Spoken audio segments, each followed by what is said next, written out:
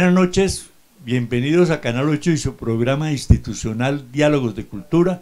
Hoy nos encontramos con Tenia Álvarez para hablarles de los eventos culturales que sucedieron esta semana y los que se van a iniciar con motivo de la Feria Internacional del Libro de Bogotá. Entonces, Teni, ¿por qué no le contamos a la gente del evento ese en el que se lanzaron dos libros que ya estaban en ciernes, estaban en impresión, pero que se lanzaron esta semana en el sitio que se llama Literal, ubicado en el Zaguán. En el Zaguán. Centro comercial. Bueno, realmente fue maravilloso ese encuentro. Lo llamaron el lanzamiento de los libros de la tinaja y de bercería. Estuvo muy interesante por la participación de los mismos escritores que estaban registrados en ambos libros. Por ejemplo, en el libro No todos los días son iguales, historias tinajeras, allí encontramos, por ejemplo, un texto de Geralda Pereira que quiero compartir con ustedes algunos fragmentos del mismo. Se titula Así fue. Llegué por esas tierras de fantasmas incógnitos al borde del barco que zarpó de mi país hace ya tanto tiempo.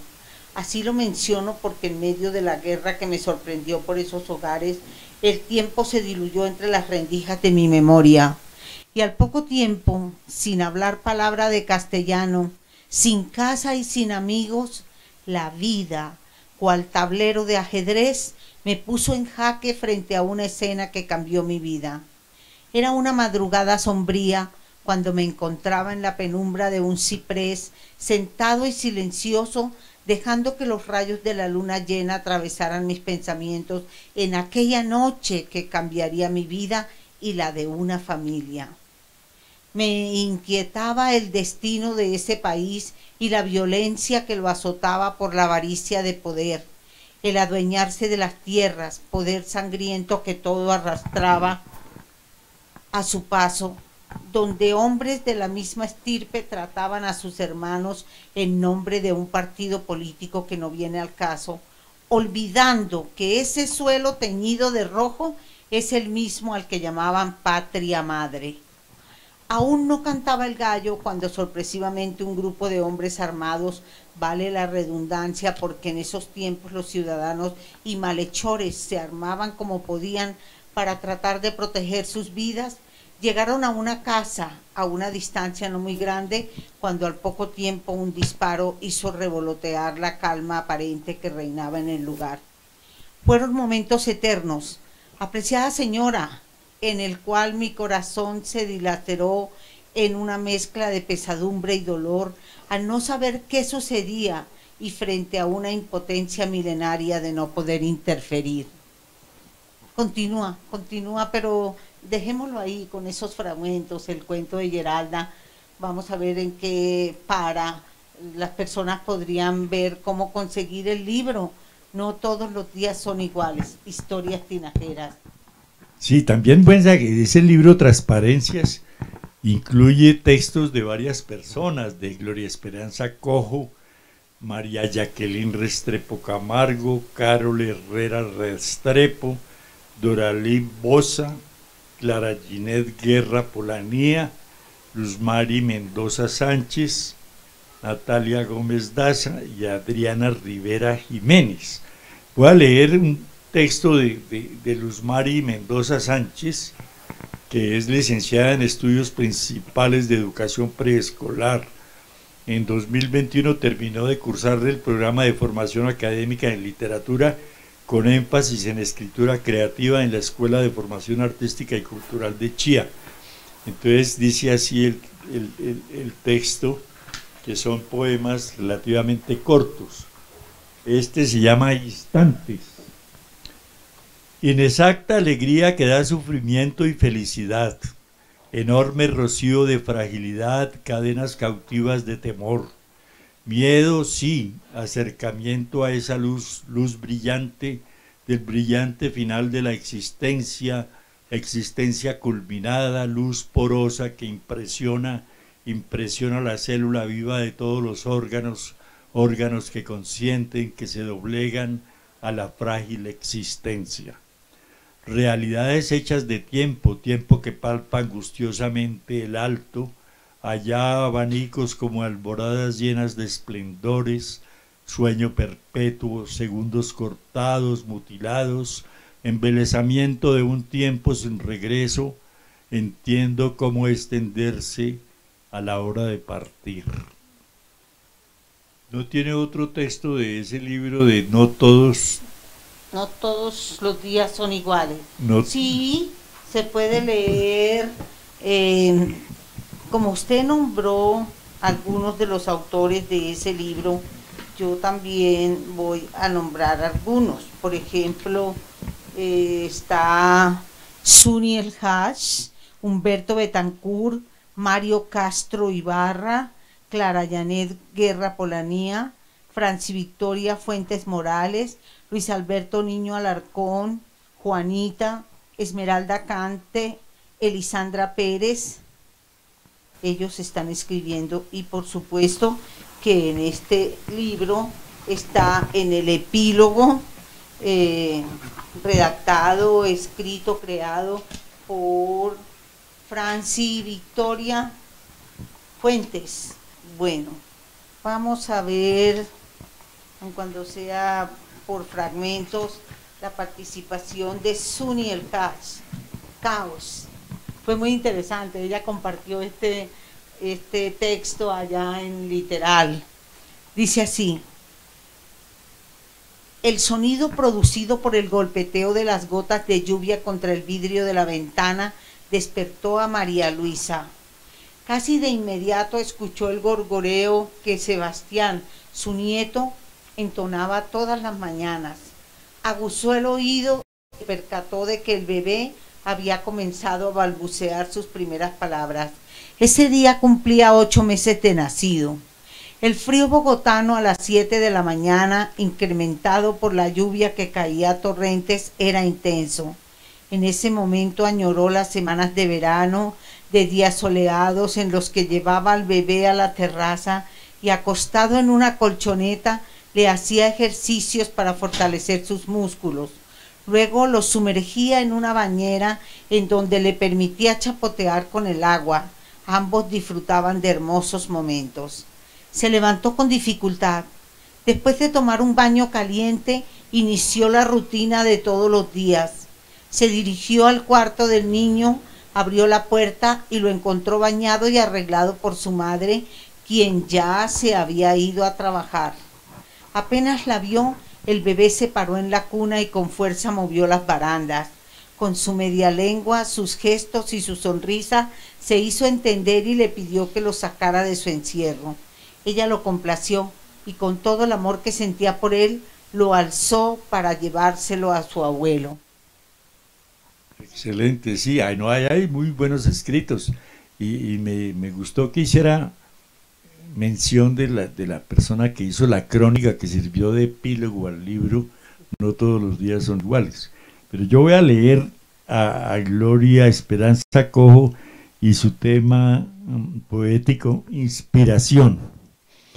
Caen amapolas sobre mi piel perfumándolo todo. Jamás he tenido una en mis manos, sin embargo, su aroma es tan real como el primer beso y esa ascensión que le precede. Un frenesí como mortaja que ajusta los huesos. Me hace suya, deja mi mano en una pista de aterrizaje, la hoja en blanco. Ella escribe versos anegados, derramando memorias en un álbum de añoranzas. Entonces se teje un vestido de letras como de fiesta, tan cómodo como mi pijama raído de intentos. La nostalgia abunda en el aire, la emoción encuentra un cauce para su río y como epifanía se evapora, dejando su huella viva en el papel. Es como se inicia la gente o las personas, hombres, mujeres, niños y mayores, en la escritura, ¿no? Encontrar la hoja en blanco y escribir las primeras palabras, así tenga que corregirlas después, pero la idea es empezar a escribir. Dicen algunos escritores que se llenan de pánico ante la hoja en blanco porque no saben cómo empezar, no saben qué escribir, pero vencido este temor empiezan a estampar allí sus pensamientos y comienzan a crear y fluye la creación, sí, sea pues, crónica, sea novela, sea poesía, sea pues ensayo, por ejemplo, que es un ensayo que es muy, muy riguroso, ¿no? En la medida en que tiene que consultar a muchos autores y transcribir sus opiniones para que el lector las compare y finalmente el autor da su propia opinión. Pero bueno, yo me acordé ayer que vi por ahí en Instagram alguien que decía que la palabra precisa para completar un verso en una poesía es mucho más complicado que en la narrativa, porque en la narrativa uno consulta un sinónimo, un antónimo, y entonces resuelve el problema, pero aquí quiere que haya musicalidad, que haya ritmo, y la palabra precisa es complicado de conseguir. Sobre todo cuando el poema se quiere someter a una rima, ¿sí? Cuando uno quiere rima, la palabra que rime con la que quiere establecer esa relación es difícil a veces de encontrar, porque puede que haya muchas palabras que tienen sonidos afines, que tienen rima pero no concuerdan con la idea que se está viendo. Exacto, pues, es ahí donde está el secreto de ajustar el ritmo al sentido de la frase que quiere exaltar de la situación que quiere comentar en su poema. De todas maneras, escribir es fascinante. Sí. Escribir una crónica es fascinante y es fácil, relativamente fácil, si uno sigue el orden del día y a cada uno de esos acontecimientos le encuentra una poética, pues va a ver que le sale un bonito ensayo, una bonita crónica. Ya para el ensayo la cosa es más difícil porque toca buscar argumentos para lo que se quiere mostrar como tesis, ¿no? Ajá. Sí, claro, pero bueno, dejemos así, felicitemos a todas las personas que participaron en estos dos libros, Transparencias y no todos los días son iguales, porque primero el evento estuvo bien organizado, muy concurrido, y ya hubo premios, hubo un receso para tomar café, y si bien pagamos una cuota mínima, se nos devolvió porque pudimos comprar café, y al final un vinito, claro. Y lo interesante como que pasamos del orden a la tertulia, los comentarios con la gente, y eso es muy importante, hay como una cohesión social ahí al final del encuentro, me encantó. Pero esta semana también empezamos otro evento de mayor envergadura que en Bogotá inicia la Feria Internacional del Libro de Bogotá, con Brasil como país invitado de honor y con énfasis en la naturaleza. Estamos todos pensando en el agua, en el razonamiento de energía eléctrica, y esta versión de la feria tiene como propósito ese, la naturaleza, gran protagonista de la Filbo este año, dice el periódico El Tiempo. Y aquí tenemos dos libros que yo creo que son fundamentales para que entendamos que la naturaleza hay que cuidarla, que no podemos seguir deforestando ni malgastando el agua. Y William Ospina ya lanzó, pero relanzará su libro Pondré mi oído en la piedra hasta que hable, que es prácticamente una biografía de Alejandro von Humboldt, y una de Andrea Wolf, es una alemana muy conectada con Latinoamérica, y ella se hizo La invención de la naturaleza, el nuevo mundo de Alexander von Humboldt, porque ella trató de seguir, para escribir el libro, las andanzas de Humboldt por Latinoamérica, empezando por arriba, por Venezuela, viniéndose por el Orinoco, viéndose por los otros ríos, el Baupés, llegó hasta el Amazonas, bueno, hizo muchas cosas, y ella lo invitó para poder escribir. El libro da cuenta de que habla hasta de Simón Bolívar, porque Simón Bolívar creo que habló mucho, Teni, de la naturaleza cuando hizo la Carta de Jamaica. Hace una excelente descripción de lo que es América, sus ríos, hablaba hasta de la interconexión de ríos como el Orinoco con el Amazonas y con el Igará-Paraná más abajo.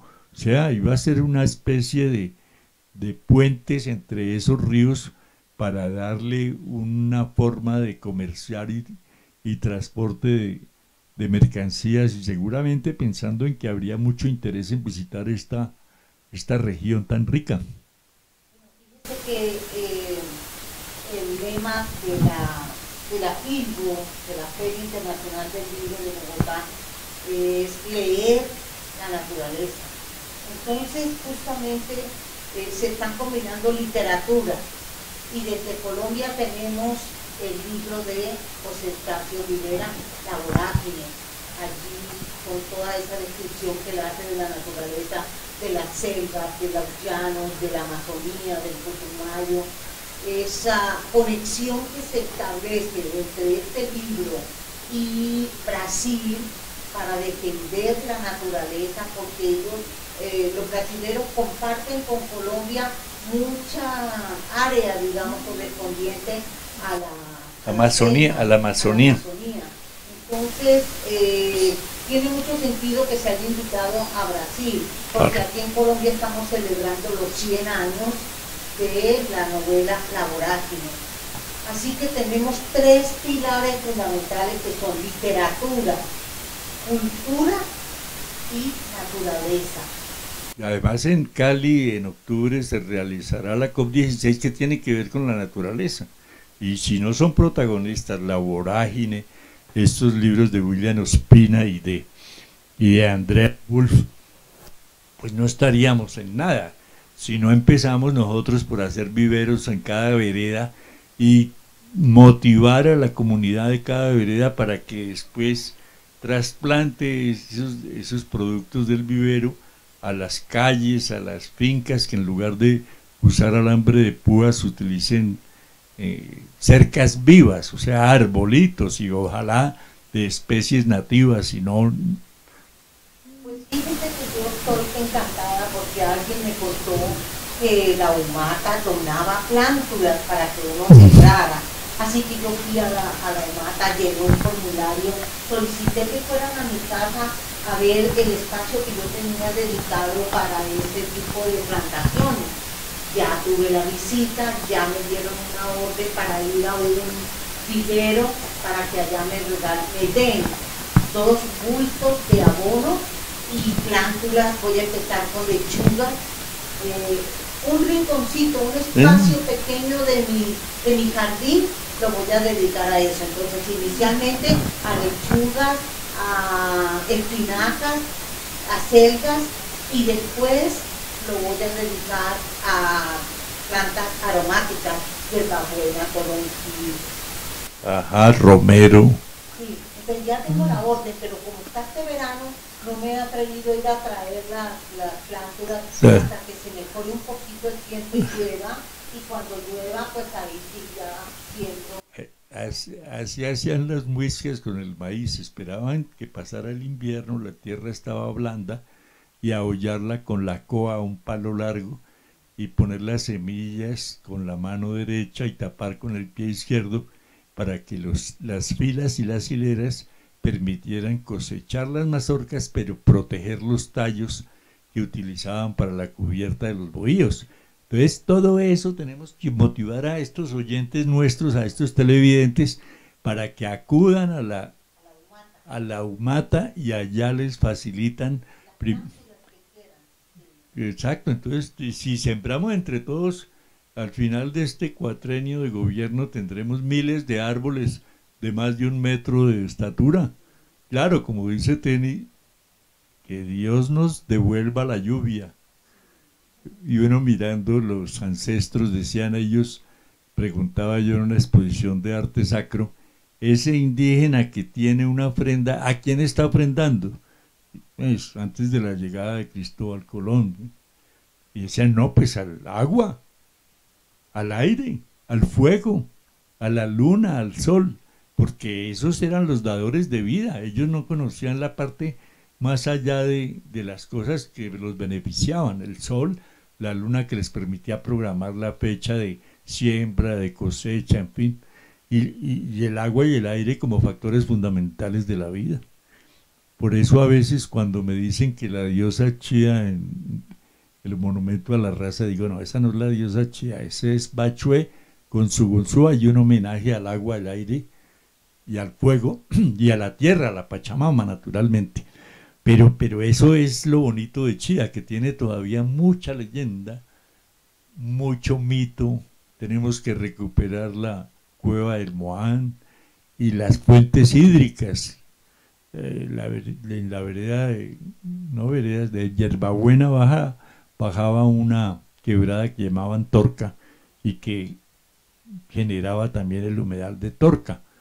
Pero si no protegemos el río Frío y el fragmento del río Bogotá, pues la Sabana hace un buen trabajo ahí en ese fragmento que privatizó, pero trata el agua para evitar los malos olores y que los estudiantes se nos aburran ahí. Pero bueno, ¿qué otra nota tenemos por ahí? Ven. Hablando de la Feria Internacional del Libro,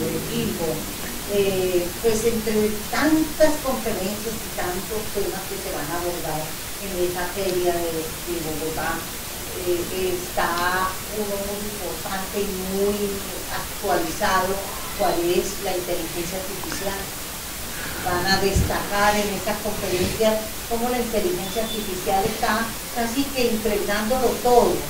En primer lugar, por ejemplo, la industria editorial del libro, ahí van a ver la relación que existe con la inteligencia artificial. Ya a través de la inteligencia artificial están copiando lo que otros han hecho, han creado, bueno, eso sería una parte negativa, ¿no? Pero también hay que mirar que tiene mucha influencia positiva la inteligencia artificial. Por ejemplo, en la justicia, dice que la están utilizando para aplicar la justicia. En los procesos, para comprobar si las pruebas que presentó uno y el acusado y el acusador son válidas, si tienen buen origen, si son ciertas. Pero claro, ahí está el juez para determinar si acoge o no acoge el concepto o la versión de la inteligencia artificial. Pero como esta feria del libro, Teni, va a estar orientada hacia la naturaleza, mire lo que dice aquí este columnista. Dice, y la cultura como atributos inherentes a la naturaleza, no exclusivos de los seres humanos. Su libro Complejidad de la Verdad nos invita justamente a no sustantivarla, es decir, a no simplificarla o reducirla, pues la verdad no es una sola ni está revestida siempre de dualidades. La sintaxis, la semántica, los significados y los sentidos notablemente no tienen por qué ser unívocos ni unidireccionales. Algo grave sucede cuando lo son y no es necesario ni deseable que lo sean. Pero habla de las personas que van a participar. Mauricio Díaz Granados, director científico del Jardín Botánico de Nueva York, o sea, gente bien ranqueada en el mundo de las artes y la naturaleza. José Luis Fernández, científico titular del Real Jardín Botánico de Madrid, así como la bióloga Brigitte Baptiste y el investigador Felipe Gull, en busca del origen, recrea los pasos del naturalista Alfred Russel Wallace, verdadero descubridor de la selección natural en las selvas amazónicas de Brasil, Venezuela y Colombia entre 1848 y 1852. Pero habrá una cantidad de escritores sobre el tema de la naturaleza, como Juan Cárdenas, Diana Obando, un libro que recoge la historia de 10 plantas urbanas, Efrén Giraldo, Mariana Matija, Nicolás Ibargüen, el chileno Simón López Trujillo y el uruguayo Ramiro Sanchís, autor de la novela Un pianista de provincias, se destacan en la programación para adultos. hay temas para todo. La feria no es una exhibición de libros, sino una cantidad de eventos de tipo pedagógico, cultural, científico. De hecho, no solo hay conferencias, hay foros, hay danzas, hay, bueno, eventos culturales en general, ¿no? Sí, muy variado todo, muy variado. Muchos están, por ejemplo, en el que yo voy a ir al stand donde está Geralda como traductora de... La Brasil. Sí, Brasil debe tener un stand como país invitado de honor. como país invitado Como de honor en Brasil, entonces ella va a estar de traductora oficial ahí en este evento. Pero también vamos a tener las danzas, por ejemplo, de la Universidad de Cundinamarca, las danzas campesinas de la Universidad de Cundinamarca. Y bueno, pero yo quiero hacer referencia a alguien que desde hace mucho rato presentó su lamento, su duelo, porque la tierra estaba siendo atacada despiadadamente, estaba siendo maltratada, y ese fue Michael Jackson. Increíble, cuando yo me encontré con esta canción de la tierra de Michael Jackson, me quedé asombrada de cómo una persona que no estaba en mis cuentas como un poeta en esa dimensión del duelo por la tierra, así efectivamente él lo estampó en una bella canción de la tierra. Escúchenla, mire, a uno le dan ganas de llorar de ver ese video, como de verdad maltratamos, queremos acabar con la tierra, y bueno, si seguimos en este plan no sabemos si esta tierra Dios nos ampare la que va a acabar con nosotros. Ajá. Porque ella se revela, ella se reseca. Mire, estamos viendo este verano tan tremendo, esta sequía de los embalses. Es lamentable la condición de los embalses en este momento. Entonces escuchemos la canción de la tierra de Michael Jackson para que podamos sentir como sintió él el dolor por nuestra tierra, por nuestros ríos, por nuestras montañas. Ahí los invito. Sí, hay otro poema que hemos leído varias veces aquí que se llama Oda al aire de Pablo Neruda, en donde el aire le pide al agua que no se va a dejar embotellar, que no se deje refrigerar, que no se deje comercializar. El agua es todo para todos, dice Pablo Neruda en ese poema, porque yo creo que a través de esta literatura que hacemos aquí en Diálogos de Cultura, nos permite dar consejos prácticos acerca de cómo preservar el agua y la naturaleza. Yo pienso que el diseño de las redes hidráulicas y sanitarias de casas y apartamentos tiene que cambiar radicalmente, porque nos dicen, ahorre el agua de la lavadora y utilícela para regar matas, utilice el agua de la ducha para el sanitario, pero si la casa ya tiene un diseño de sus redes sanitarias e hidráulicas, difícilmente se puede lograr. Entonces hay que rediseñar esas redes hidráulicas y sanitarias y hasta la misma casa, porque si nos duchamos arriba, esperamos que por simple efecto del agua baje a un depósito y del depósito descienda hacia los baños para ser utilizada 2 y 3 veces.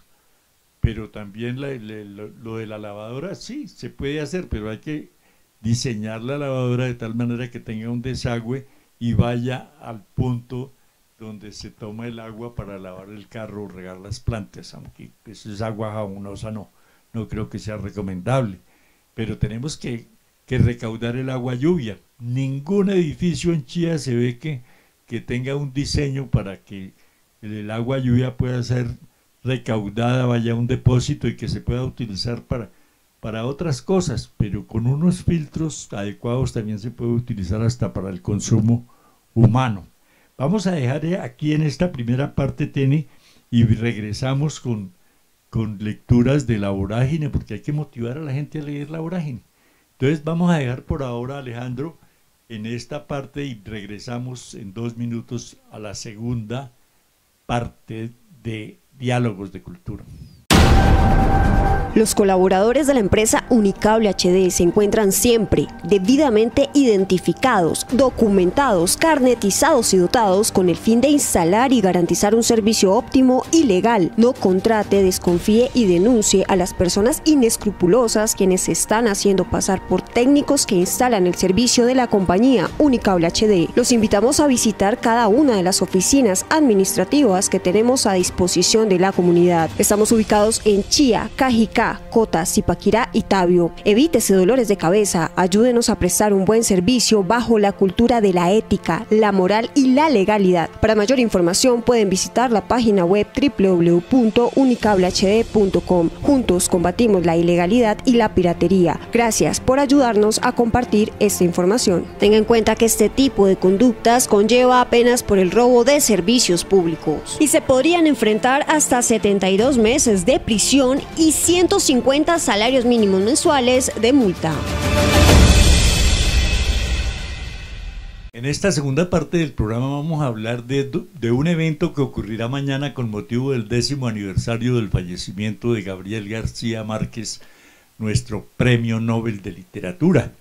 Y básicamente se tratará de hacer una exposición de las carátulas de las películas, de las carátulas de los libros, sobre todo de las traducciones orientales, Corea, chino, indio, de las más complicadas de conseguir, pero ahí tenemos mínimo las carátulas. Y haremos una charla, que esa sí es una charla conferencia en la que vamos a sugerirle unos temas. Por ejemplo, este libro de El amor en los tiempos del cólera trata temas curiosos como el galeón San José.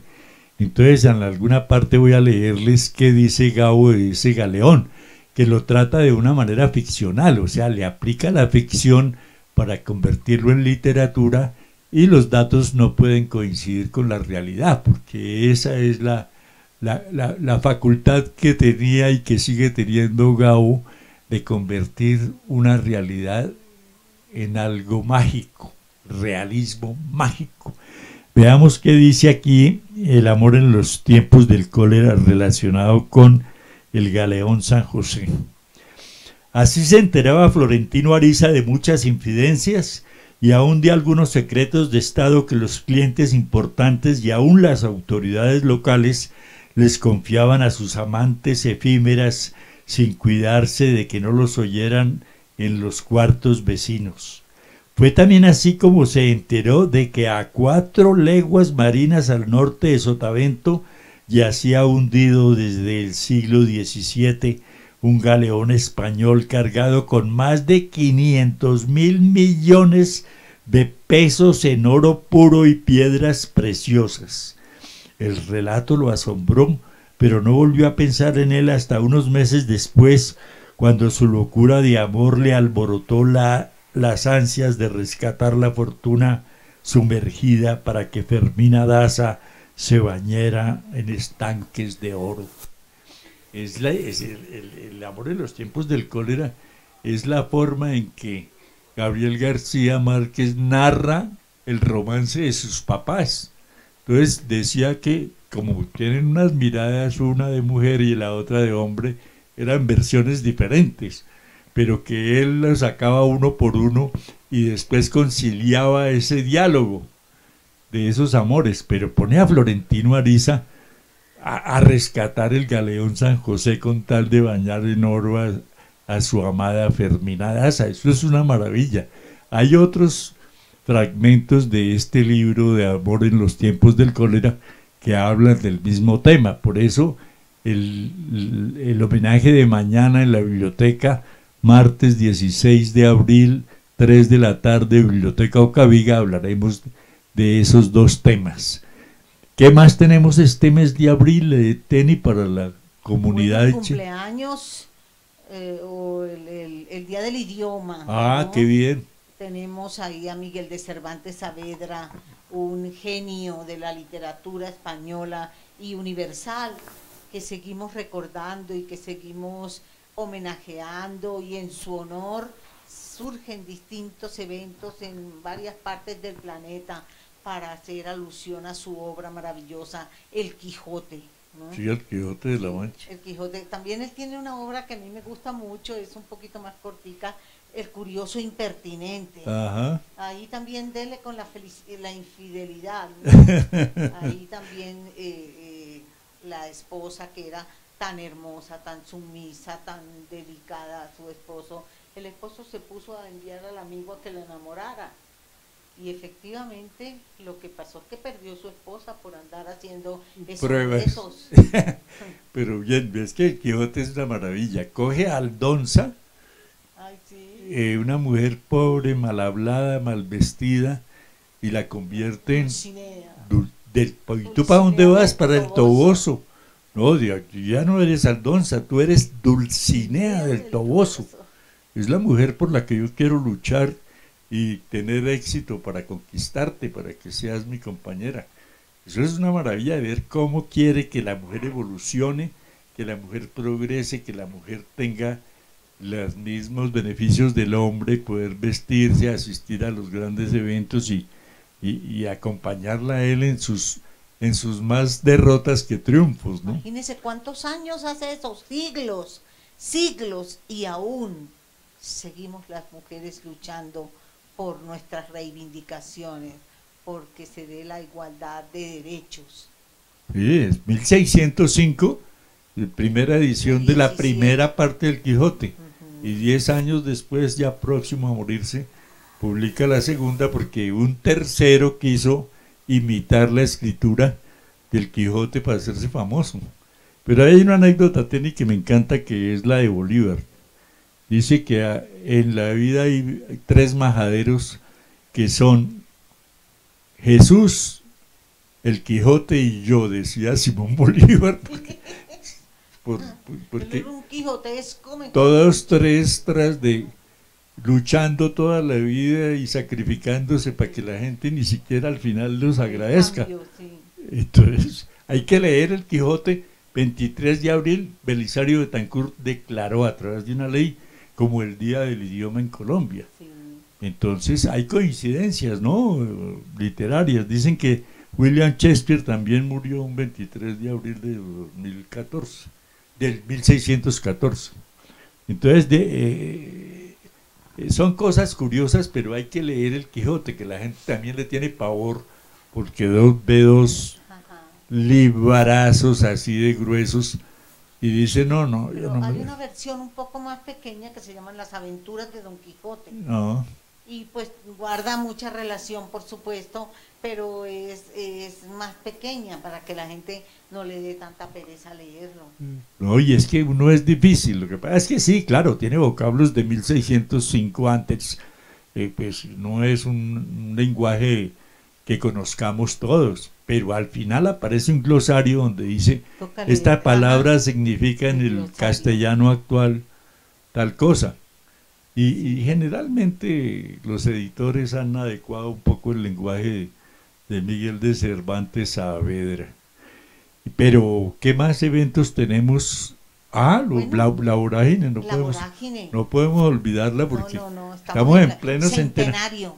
Y ya dijeron, Mocoa es el lugar más adecuado para hacer el lanzamiento de una edición centenarista, del centenario de la primera. ¿Pero por qué Mocoa? ¿Por qué escogieron a Mocoa? Porque está cerca de la Casa Arana, donde se explotaba el caucho y a los caucheros, porque es que los esclavizaban, no era un contrato de campesinos. Del Huila bajaban porque decían que pagaban muy bien el kilo del tal caucho ese, y entonces se bajaban allá al Putumayo a recoger caucho y después se lo regalaban a unos indígenas que se comían los seres humanos. Entonces les decían, bueno, ahí le voy a regalar ese que está gordito, pero me trae la plata que lleva ahí. O sea, le pagaban y volvían a quitársela. Entonces, hay que leer la vorágine. ¿Por qué no les cuenta o les lee algo, Teni, del texto? Vamos a leer algunos fragmentos de la obra. Es muy interesante leerla. Es muy interesante saber que utiliza muchos vocablos propios de esos campesinos o de esos llaneros que él encontraba en el camino, y por eso pudo registrarlos en su obra, ¿no? Voy a leerles en primer lugar este fragmento que conduce a un poema muy interesante. Dice: por ese tiempo me invadió la misantropía, ensombreciéndome las ideas y descoyuntándome la decisión. En el sonambulismo de la congoja devoraba mis propias hieles, adormilado como la serpiente que muda escama. Nadie había vuelto a nombrar a Alicia por desterrarla de mi pensamiento, mas esa misma delicadeza sublevaba en mi corazón todos los odios reconcentrados al comprender que me compadecían como a un vencido. Entonces las blasfemias sollamaban mis labios y un velo de sangre me retenía sobre mis ojos. Se retenía sobre mis ojos. ¿Y a Fidel lo atormentaba el tenaz recuerdo? Solo me parecía triste en sus confidencias, quizá por acoplarme con mi quebranto. Todo lo había perdido en hora impensada, y sin embargo daba a entender que desde ese instante se sintió más libre y poderoso, cual si el infortunio fuera simple sangría para su espíritu. ¿Y yo por qué me lamentaba como un eunuco? ¿Qué perdía en Alicia que no lo topara con otras hembras? Ella había sido un mero incidente en mi vida loca y tuvo el fin que debía tener. Barrera merecía mi gratitud. Además, la que fue mi querida tenía sus defectos. Era ignorante, caprichosa y colérica. Su personalidad carecía de relieve. Vista sin el lente de la pasión amorosa, aparecía la mujer común, la de encantos atribuidos por los admiradores que la persiguen. Sus cejas eran mezquinas, su cuello corto, la armonía de su perfil un poquillo convencional. Desconoció la ciencia del beso y sus manos fueron incapaces de inventar la mera caricia. Jamás escogió un perfume que la distinguiera. Su juventud olía como la de todas. ¿Cuál era la razón de sufrir por ella? Había que olvidar, había que reír, había que empezar de nuevo. Mi destino así lo exigía, así lo deseaban tácitos mis camaradas. El pipa disfrazando la intención con el disimulo, cantó cierta vez un llorao genial a los compases de las maracas para infundirme la ironía confortadora. El domingo la vi en misa, el lunes la enamoré, el martes ya le propuse, el miércoles me casé, el jueves me dejó solo, el viernes la suspiré, el sábado el desengaño y el domingo a buscar otra porque solo no me amaño. Fíjense que en una conferencia sobre el tema de la vorágine, alguien decía, una señora que la había leído muchas veces seguro, decía que las mujeres como que no tienen voz clara ahí, pero es que José Eustacio Rivera ahora era un hombre, y ahí describe cómo era la novia, la señora y la ex, pero con una voz de hombre. Y dice que no era educada, que le faltaba cultura, que no usaba un perfume adecuado, que no... Bueno, pero ellas generalmente tienen una forma de ser, y yo he elegido varias versiones que pasa lo mismo, y le dicen al escritor, bueno, y las mujeres, ¿cómo hace usted para que las mujeres puedan decir esas intimidades, esos sentimientos, esa sensibilidad? Y decía, yo me asesoro por lo menos de una docena de mujeres para poder escribir de ellas, porque tienen un cerebro completamente diferente. Y como decía antes con Gabo y el amor en los tiempos del cólera, decía, la versión de mi papá era una y la de mi mamá era otra. Entonces había que conciliar eso porque son formas de percibir las cosas bien distintas, ¿no? Sí, pero fíjese que sucede en toda relación, o en la mayoría de las relaciones, y sucede en todo país y en todo siglo, en toda época, que los hombres mientras están enamorados, igual las mujeres, ¿no? Vemos a la otra persona cargadita de belleza, llena de de buenos hábitos, de buenas costumbres, la construimos como Dulcinea. Ajá. Entonces en la época del enamoramiento, ahí la Dulcinea para arriba, para abajo, te amo, te quiero, eres divina. Pero cuando llega la Aldonza, ahí se acaba el enamoramiento para muchos y ya perviven otros sentimientos un poco menos pasionales, pero eso sucede Claro, desde, pues, pero siempre. fíjese que en el Quijote Aldonza era una mujer normal de un pueblo, inculta, no se sabía ni arreglar, no hablaba de buenas maneras, pero él la sublima y la pone a Dulcinea del Toboso. Entonces, fíjese que Gloria Cojo dice no haber conocido las amapolas, pero quiere que ese preámbulo del primer beso sea maravilloso, y ella piensa que las amapolas le cubrían la piel para que, pues, seguramente atraer a quien deseaba que le enseñara a qué saben los besos. Fíjese que aquí voy a releer ese fragmento. Dice, la que fue mi querida tenía sus defectos. Era ignorante, caprichosa y colérica. Su personalidad carecía de relieve.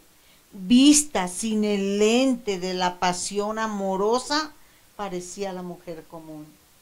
Bueno, vamos a ir terminando para decirles que estuvimos también en unos eventos de Arbo fin de semana, que eran 12, 13 y 14, viernes, sábado y domingo. En toda la ciudad había galerías de entrada libre para que todos los ciudadanos, a través de buses gratuitos también, pudieran conocer la galería y el arte contemporáneo. Antes habían ofrecido espacios para los artistas, porque pues Maripaz Aramillo lleva años, 15, 20 años haciendo el mismo evento, y que son eventos previos a lo que es Arbo en octubre, donde vienen galerías de todo el mundo. O sea, es un evento súper importante. Yo fui al espacio Odeón, ahí en la Jiménez, donde funcionaba el Teatro Popular de Bogotá, y en el Palacio de San Francisco, que está necesitado de una restauración urgente, pero espacios que permiten el diálogo, la conversación. En Odeón encontré que ninguna obra de arte tenía ficha técnica. Entonces uno se pregunta, esa es voluntad del artista, que considera que debe ser la obra la que se valore y se quiera conocer después al artista, o es una demora en el montaje de las obras. Bueno, ahí me dieron alguna explicación, pero siempre había conferencia también y personas dispuestas a orientarlo a la comunidad. Y después en la tarde una pianista china estrenando un piano Steinway and Sons, o sea, el Steinway y sus hijos, que son los productores de esos pianos todavía. Una maravilla, algo extraordinario. Un director muy pedagógico de la Orquesta Filarmónica de Bogotá, en un escenario espectacular, recién remodelado, recién restaurado, el León de Grave de la Universidad Nacional. Entonces todos esos eventos son muy interesantes. Uno en ese concierto sale totalmente renovado, y por la mañana, después de ver 50, 100 artistas de obras que a veces a uno percibe y otras veces le queda como difícil entender que ese tejido de alambre sea una obra de arte, pero lo convencen a uno de que lo es, de que eso es lo que hay que hacer, tejido social, para que todos podamos conversar, podamos dialogar y no nos estrellemos el uno contra el otro porque pensamos diferente. Lo decía Jaime Garzón en una traducción de la Constitución Nacional al Wayuunaki, que es el idioma de los wayús. Decía, no por pensar diferente me tienen que golpear, marginar, matar, menos. Todos pues tenemos formas de mirar el mundo distinto, pero por opinar distinto no tenemos por qué ser agredidos de ninguna forma, ni de palabra ni de obra. Vamos dejando ahí. Bueno, pero ¿qué le parece si le avanzamos un poquito en la noticia a la gente de que están grabando 100 años de soledad en Alvarado?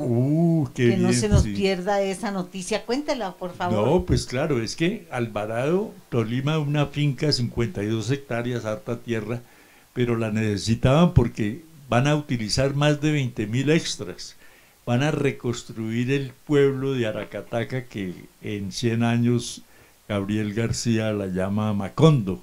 Entonces reconstruir Macondo, la calle de los turcos, la calle donde los gitanos hacían sus presentaciones, la casa de los Buendía, en fin, reconstruir todo un pueblo para hacer una película por entregas, porque eso va a tener sus episodios de acuerdo con los capítulos del libro, pero me parece que cuando la logremos ver va a ser una cosa espectacular, porque es que están trabajando fuertemente, llevan como 3 meses, que yo sepa, construyendo la casa, comprando los utensilios del hogar, el horno ese tan bonito ahí. Ajá. En la cocina, no, la vestuario, todo es maravilloso, porque quieren lo más exacto posible. Ajá, Macondo es un pueblo bien narrado, entonces conseguir la utilería para dotar la casa les costó un trabajo conseguir en los anticuarios de Colombia, y yo creo que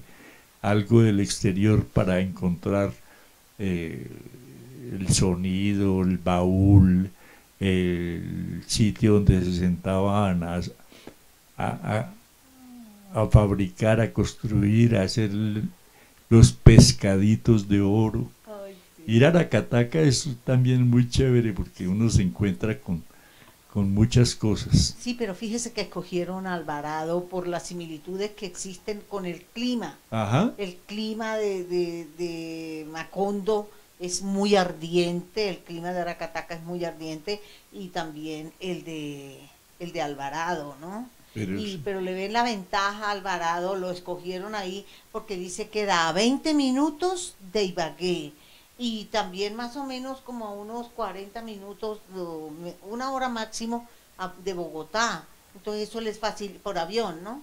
Sí. Entonces eso les facilita el transporte de la utilería y de todos los... Del vestuario, imagínense, la cantidad de ropa para vestir a 20.000 extras, parecido a lo que concebía él como Macondo. Ese es un trabajo de padre y señor mío.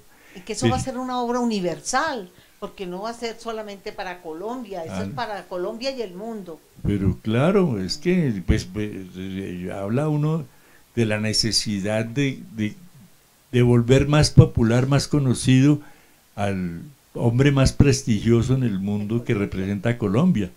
Entonces, pues claro, tenemos que hacer lo mejor de lo mejor. Sí. Para que no nos digan, ¿de dónde vienes? De Colombia. Ah, Pablo Emilio, no, los Rodríguez, no. Nada, somos premio Nobel. Somos premios Nobel de literatura, tenemos música, folclor, danza. De todo. Hay una diversidad que es nuestra riqueza y que no hemos sabido explotar, porque dice, bueno, si allá bailan cumbia, aquí porro, merengue, son, de todo, ¿no? Allá en el norte y en el sur tenemos de todo también. Entonces, con esta noticia de Teni, de 100 años de soledad y la reconstrucción de Macondo en Alvarado, Tolima, los dejamos, y hasta el próximo miércoles a las 8 de la noche por el canal 8. Bueno, feliz semana para todos.